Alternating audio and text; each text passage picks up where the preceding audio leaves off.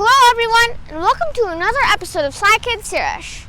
Today we'll be talking about how the arm works. Bones, joints, and muscles work together to allow your body to move.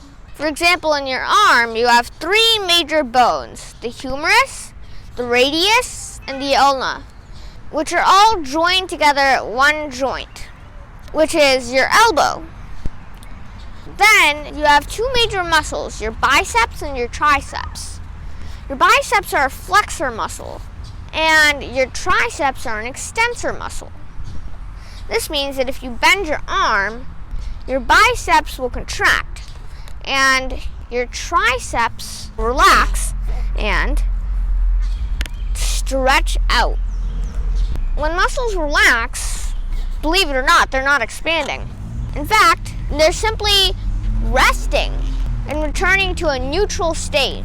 So in effect, they're not pushing themselves outward and extending themselves.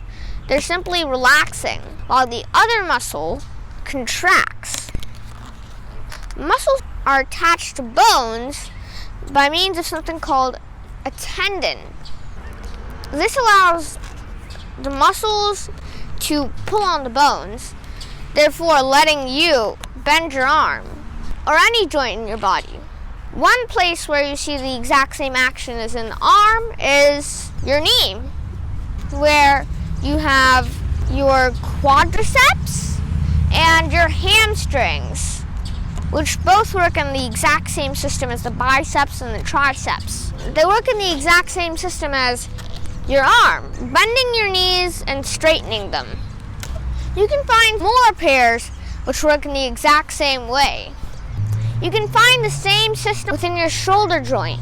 There's one system for lateral rotation, and there's one system for vertical rotation. This is how your arm works. Thanks for watching. Bye everyone. See you on another episode of SciKid Sirish.